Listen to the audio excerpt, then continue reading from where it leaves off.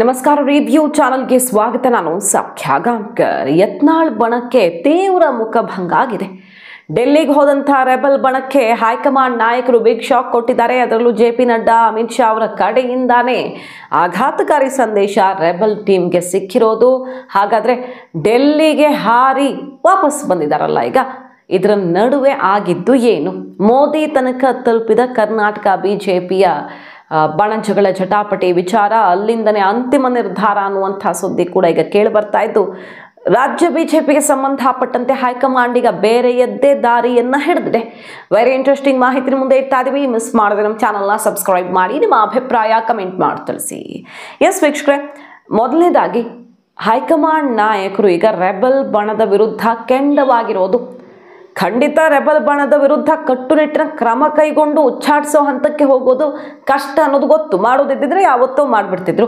ಯಾಕಂದರೆ ಒಂದು ಟೀಮ್ ಕಟ್ಕೊಂಡು ಬಿಟ್ಟಿದ್ದಾರೆ, ಹೆಚ್ಚು ಕಡಿಮೆ ಮಾಡಿ ಸಮಸ್ಯೆ ಪಕ್ಷಕ್ಕೆ ಅಲ್ವಾ ಆಮೇಲೆ. ಹಾಗಾಗಿ ಎರಡೂ ಬಣವನ್ನು ಹೇಗಾದರೂ ಬ್ಯಾಲೆನ್ಸ್ ಮಾಡಬೇಕು. ಹಾಗಂತ ಇವ್ರು ಹೇಳಿದ್ದಕ್ಕೆಲ್ಲ ಕುಣಿಯೋದಲ್ಲ ಅನ್ನೋ ಲೆಕ್ಕಾಚಾರದಲ್ಲಿ ಇಷ್ಟು ದಿನ ಮುಂದುವರಿಸ್ಕೊಂಡು ಬಂದಿದ್ದೇ ಸಮಸ್ಯೆ ಕೂತಿದೆಯಲ್ವ. ಈಗ ಹೈಕಮಾಂಡ್ ನಾಯಕರು ಈಗ ರೆಬಲ್ ಬಣದ ನಡೆಗೆ ಕಿಡಿ ಕೆಂಡವಾಗಿರೋದು.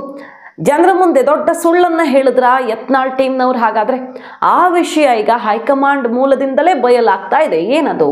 ಜೆ.ಪಿ. ನಡ್ಡಾ ಅವ್ರನ್ನ ಮೀಟ್ ಆಗಿ ಬಂದ್ವಿ ಅಂತ ರಮೇಶ್ ಜಾರಕಿಹೊಳಿ ಅವ್ರು ಹೇಳಿದ್ರು ಮೊನ್ನೆ.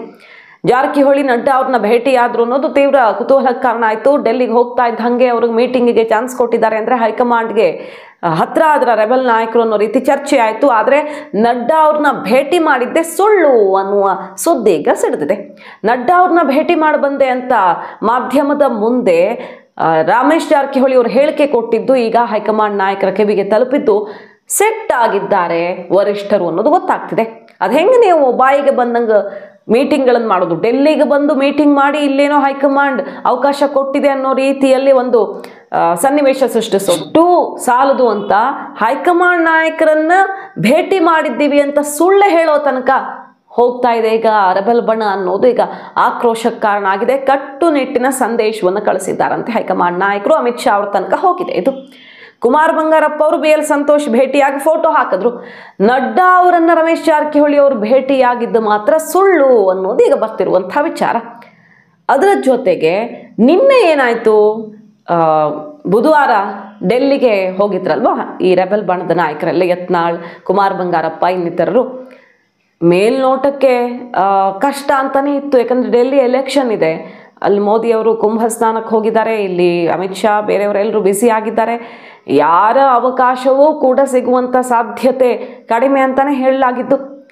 ಅಂಥದ್ರಲ್ಲಿ ಹೈಕಮಾಂಡ್ ನಾಯಕರು ನಮಗೆ ಭೇಟಿಗೆ ಅವಕಾಶ ಕೊಡ್ತಾರೆ ಅನ್ನೋ ರೀತಿಯಲ್ಲಿ ಡೆಲ್ಲಿಗೆ ಹಾರಿದ್ರು. ಅಲ್ಲಿ ಮಹಾಮುಖಭಂಗ ಎದುರಾಯಿತು. ಯಾರನ್ನೂ ಭೇಟಿಯಾಗಿಲ್ಲ, ಯಾವ ನಾಯಕರು ಭೇಟಿಗೆ ಅವಕಾಶ ಕೊಟ್ಟಿಲ್ಲ. ಜೆ.ಪಿ. ನಡ್ಡಾ ಅವ್ರನ್ನ ಭೇಟಿ ಆಗಬೇಕು ಅನ್ನೋ ಪ್ರಯತ್ನ ಮಾಡಿದ್ರು ಕೂಡ ಸಾಧ್ಯವಿಲ್ಲ, ನೀವು ಹೇಳಿದಾಗೆಲ್ಲ ನಾವು ಮೀಟ್ ಮಾಡೋದಕ್ಕೆ, ನಾವು ಅವಕಾಶ ಕೊಟ್ಟಾಗ ಟೈಮ್ ಫಿಕ್ಸ್ ಮಾಡಿದಾಗ ಬರಬೇಕಷ್ಟೇ ಅನ್ನುವಂಥ ಬಿಗ್ ಮೆಸೇಜ್ ಕೊಟ್ಟು ಹೈಕಮಾಂಡ್ ಶಾಕ್ ಕೊಡ್ತು.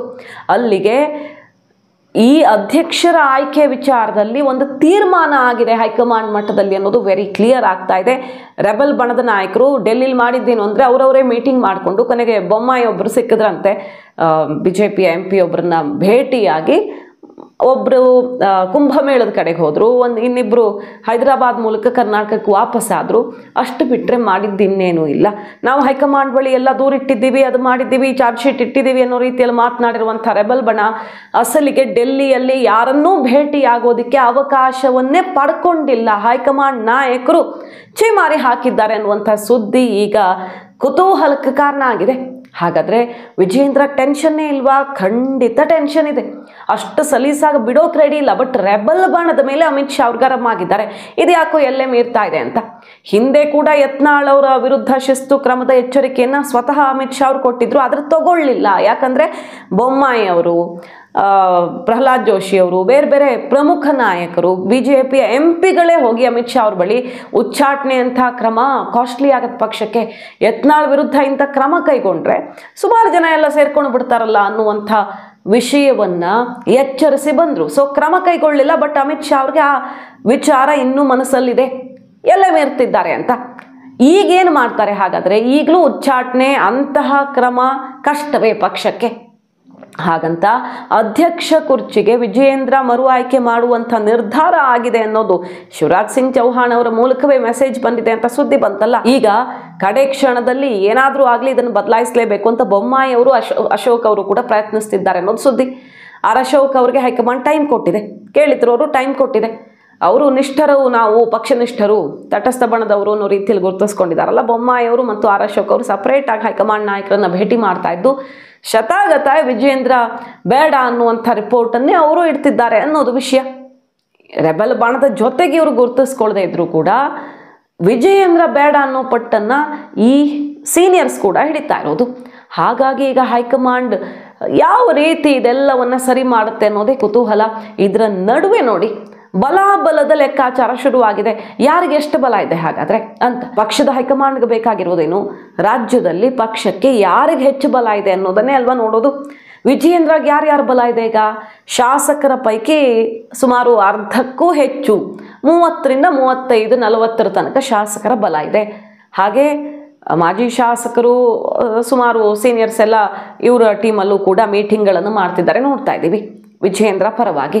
ಅದು ಬಿಟ್ಟರೆ ಪದಾಧಿಕಾರಿಗಳು, ಈ ಜಿಲ್ಲಾಧ್ಯಕ್ಷರು ಮೊನ್ನೆ ಅಷ್ಟೇ ಆಯ್ಕೆ ಆಗಿದ್ದು ವಿಜಯೇಂದ್ರ ಬಣನೇ ಮತ್ತೆ ಬಹುತೇಕರ ಆಯ್ಕೆ ಆದರೂ ಹೊಸಬ್ರು ಕೂಡ ಕೆಲವರು ಬಂದಿರೋದು, ಅಲ್ಲಿ ಬದಲಾವಣೆ ಆಗಿರೋದು. ಬಹುಪಾಲು ವಿಜಯೇಂದ್ರ ಬಣವನ್ನು ಆಯ್ಕೆ ಮಾಡೋ ಮೂಲಕ ಹೈಕಮಾಂಡ್ ಅಲ್ಲೊಂದು ಮೆಸೇಜ್ ಕೊಡ್ತು, ಜಿಲ್ಲಾಧ್ಯಕ್ಷರು ಯಾರಿಗೆ ಅನುಗುಣವಾಗಿರಬೇಕು, ರಾಜ್ಯಾಧ್ಯಕ್ಷರು ಅನುಗುಣವಾಗಿರಬೇಕು, ಅವ್ರ ವಿರುದ್ಧ ದಿಕ್ಕಿನಲ್ಲಿದ್ದ ಕೆಲಸ ಆಗಬೇಕಲ್ಲ, ಹೊಂದ್ಕೊಳ್ಳುವಂಥ ಟೀಮೇ ಇರಬೇಕಲ್ಲ. ಸೊ ಜಿಲ್ಲಾಧ್ಯಕ್ಷ ಆಯ್ಕೆಯಲ್ಲಿ ವಿಜಯೇಂದ್ರಗೆ ಪ್ಲಸ್ ಮಾರ್ಕ್ಸ್ ಸಿಕ್ತು, ಅವ್ರ ಕೈ ಮೇಲಾಯಿತು ಅಂದರೆ ಅರ್ಥ ಏನು, ರಾಜ್ಯಾಧ್ಯಕ್ಷರನ್ನಾಗಿ ಅವರು ಮುಂದುವರಿಸುವಂಥ ಪ್ಲಾನ್ ಹೈಕಮಾಂಡ್ ಆಲ್ರೆಡಿ ಮಾಡಿಬಿಟ್ಟಿದೆ ಅನ್ನೋದು ಅಲ್ಲೇ ಕ್ಲಿಯರ್ ಆಗೋಯ್ತು.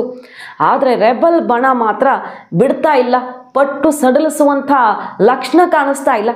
ಪದಾಧಿಕಾರಿಗಳು, ಜಿಲ್ಲಾಧ್ಯಕ್ಷರು ಹಾಗೆ ಅರ್ಧದಷ್ಟು ಶಾಸಕರ, ಪ್ರಮುಖವಾಗಿ ದೊಡ್ಡ ಪ್ರಮಾಣದಲ್ಲಿ ಕಾರ್ಯಕರ್ತರ ಬಲವನ್ನು ವಿಜಯೇಂದ್ರ ಹೊಂದಿದ್ದಾರೆ. ಆದರೆ ಯಾರು ಬಲ ಇಲ್ಲ ಅವ್ರಿಗೆ ಅಂತ ಕೇಳಿದ್ರೆ ಒಂದಿಷ್ಟು ಜನ ಶಾಸಕರು, ಯತ್ನಾಳ್ ಆ್ಯಂಡ್ ಟೀಮ್ ಜೊತೆ ಗುರುತಿಸ್ಕೊಂಡಿರೋರು ಮತ್ತು 17 ಜನ ಆಯ್ಕೆ ಆಗಿರೋ ಸಂಸದರಲ್ಲಿ ಅರ್ಧದಷ್ಟು ಸಂಸದರು ಆ ಕಡೆ ಇದ್ದಾರೆ. ಒಂದು 6-7 ಜನ ಸಂಸದರು ವಿಜಯೇಂದ್ರ ಪರವಾಗಿದ್ದಾರೆ, ಅಲ್ಲಿ ಅರ್ಧ ಇದೆ. ಸೊ ಓವರ್ ಆಲ್ ನೋಡೋದಕ್ಕೆ ಹೋದರೆ ಪಕ್ಷ ಸಂಘಟನೆ ಅಂತ ಬಂದಾಗ ವಿಜಯೇಂದ್ರಗೆ ಬಲ ಇರೋದು ಹೌದು. ವಿಜಯೇಂದ್ರ ವಿರೋಧಿ ಬಣದ ಶಕ್ತಿ ದಿನೇ ದಿನೇ ಜಾಸ್ತಿ ಮಾಡ್ಕೊಳ್ಳೋ ಪ್ರಯತ್ನ ಕಾಣ್ತಿದ್ರು ಕೂಡ ವಿಜಯೇಂದ್ರ ಜೊತೆ ಇರೋರು ಕೂಡ ಇದ್ದಾರೆ, ದೊಡ್ಡ ಪ್ರಮಾಣದಲ್ಲಿ ಅವ್ರಿಗೂ ಬಲ ಇದೆ ಅನ್ನೋದನ್ನ ಹೈಕಮಾಂಡ್ ಅರ್ಥ ಮಾಡ್ಕೊಂಡಿದ್ದು ಈಗ 2 ಆಯ್ಕೆಗಳಿವೆಯಂತೆ.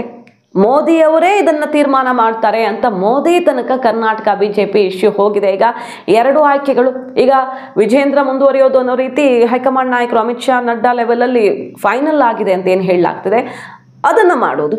ಇಲ್ಲವೇ ಅಂದರೆ ಮೋದಿಯವರು ಮುಂದಿಟ್ಟಿರೋ 2 ಆಯ್ಕೆಗಳು, ಇಲ್ಲವೇ ಯಾವ ಬಣದವರು ಬೇಡ, RSS ನಿಷ್ಠರಾಗಿರುವಂಥ ಒಬ್ಬರು, ಅವರು ಜನಪ್ರಿಯನೋ ಅಥವಾ ಮಾಸ್ ಲೀಡರೋ, ಅವ್ರ ಹಿಂದೆ ಎಷ್ಟು ಬೆಂಬಲಿಗರಿದ್ದಾರೆ ಆ ರೀತಿಯೆಲ್ಲ ನೋಡದೆ ಸಂಘನಿಷ್ಠ ಆಗಿರುವಂಥ ಒಬ್ಬ ನಾಯಕನನ್ನು ತಟಸ್ಥ ಬಣದವ್ರನ್ನ ಅಲ್ಲಿ ಕೂರಿಸ್ಬಿಡೋದು. ಆಗ ಕಿತ್ತಾಟ, ಹಾರಾಟ ಚೀರಾಟ ನಿಲ್ಲತ್ತೆ.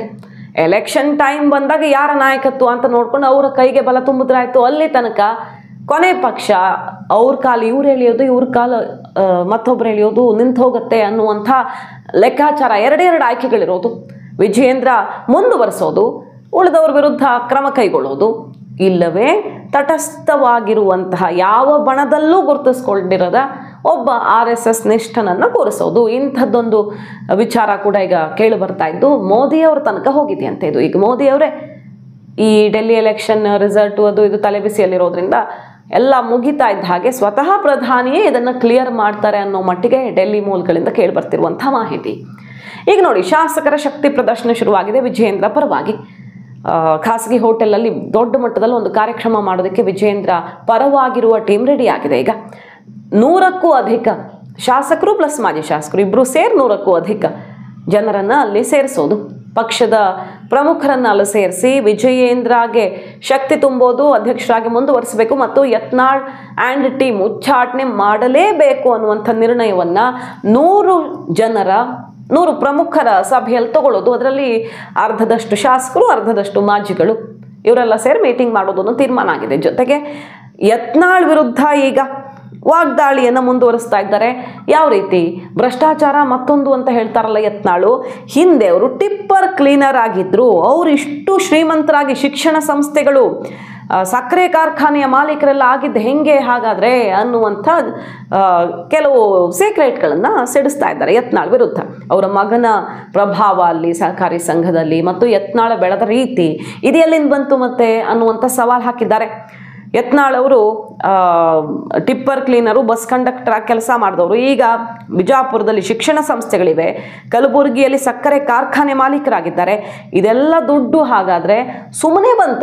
ಇತಿಹಾಸವನ್ನು ಬಿಚ್ಚಿಡ್ತೀವಿ ನೋಡ್ತಾ ಇರಿ ಅಂತ ಸವಾಲು ಹಾಕಿದ್ದಾರೆ. ಜೊತೆಗೆ ಅವರ ಪ್ರಭಾವ, ಕುಟುಂಬ ರಾಜಕಾರಣ ಅಂತಾರಲ್ಲ, ಇವರ ಮಗನ ಪ್ರಭಾವ ಮತ್ತೊಂದು ಆರ್ಭಟ ಜಿಲ್ಲೆಯಲ್ಲಿ ಹೆಂಗಿದೆ ಅದನ್ನೂ ಕೂಡ ತೆರೆದಿಡ್ತೀವಿ ಅಂತ ಯತ್ನಾಳ್ ಸ್ಟೈಲಲ್ಲೇ ತಿರುಗೇಟ್ ಕೊಡುವಂತಹ ಪ್ರಯತ್ನ ಕೂಡ ಆಗ್ತಿದೆ. ಸೊ ತೀವ್ರ ಜಟಾಪಟಿ ನೆಕ್ಸ್ಟ್ ಲೆವೆಲ್ಗೆ ಹೋಗಿದೆ. ಹೈಕಮಾಂಡ್ ಈಗ ಇದಕ್ಕೆಲ್ಲ ಫುಲ್ ಸ್ಟಾಪ್ ಏನೋ ಹಾಕಬೇಕು, ಬಟ್ ಯಾವ ಕಡೆ ತಗೊಂಡ್ರೂ ಕೂಡ ಇನ್ನೊಂದು ಡ್ಯಾಮೇಜ್ ಆಗೋದು ಫಿಕ್ಸ್ ಆಗಿರೋದ್ರಿಂದ ಒಂದು ಕಟ್ಟುನಿಟ್ಟಿನ ಕ್ರಮ ಕೈಗೊಳ್ಳೋದು ರೆಬಲ್ಸ್ ವಿರುದ್ಧ ವಿಜಯೇಂದ್ರ ಮುಂದುವರಿಸಿ, ಇಲ್ಲ ಯಾರೂ ಊಹೆ ಮಾಡದಂತಹ ಒಂದು ಆಯ್ಕೆಯನ್ನು ಮಾಡಿ ಅಧ್ಯಕ್ಷ ಸ್ಥಾನಕ್ಕೆ ಎಲ್ಲವನ್ನ ಬದಲಾಯಿಸೋದು, ಯಾರು ಅಂದುಕೊಂಡಿರದ ರೀತಿಯಲ್ಲಿ ಮೆಗಾ ಸರ್ಜರಿಯನ್ನ ಮಾಡೋದು ಈಗ ಹೈಕಮಾಂಡ್ನ ಪ್ಲಾನ್. ಎರಡರೊಳಗೆ ಒಂದು ತೀರ್ಮಾನ ಆಗಬೇಕು, ಇಲ್ಲ ಇದು ಸರಿ ಹೋಗಲ್ಲ. ಯತ್ನಾಳ್ ಬಣ ಈಗ ಹೈಕಮಾಂಡ್ ನಾಯಕರ ಜೊತೆ ಸಂಪರ್ಕದಲ್ಲಿರುವಂತಹ ಸಂಸದರ ಮೂಲಕ ಹೈಕಮಾಂಡ್ ನಾಯಕರನ್ನು ಕನ್ವಿನ್ಸ್ ಮಾಡೋದಕ್ಕೆ, ವಿಜಯೇಂದ್ರ ಇಳಿಸಲೇಬೇಕು ಅಂತ ಕನ್ವಿನ್ಸ್ ಮಾಡೋದಕ್ಕೆ ಕೊನೆಯ ಪ್ರಯತ್ನವನ್ನು ಮಾಡ್ತಾ ಇದೆ. ಸಂಸದರು ಹೇಳಿದ್ರಾದ್ರೂ ಒಪ್ಕೊಳ್ತಾರ ನೋಡೋಣ ಅಂತ.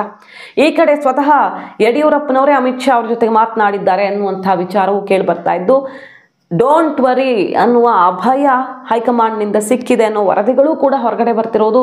ಇದೆಲ್ಲವನ್ನೂ ಮೀರಿ ಕಡೆ ಕ್ಷಣದಲ್ಲಿ ಡೆಲ್ಲಿಯಲ್ಲಿ ಏನಾದರೂ ಮಾಡಬೇಕು ಅನ್ನೋ ಪ್ರಯತ್ನಕ್ಕೆ ಹೈಕಮಾಂಡೇ ಈಗ ಆಘಾತವನ್ನು ಕೊಟ್ಟಿದೆ. ಮಾಹಿತಿ ನಿಮ್ಗೆ ಇಷ್ಟ ಆಗಿದ್ರೆ ಮಿಸ್ ಮಾಡದೆ ನಮ್ಮ ಚಾನಲ್ನ ಸಬ್ಸ್ಕ್ರೈಬ್ ಮಾಡಿ, ನಿಮ್ಮ ಅಭಿಪ್ರಾಯ ಕಮೆಂಟ್ ಮಾಡಿ ತಿಳಿಸಿ. Thank you.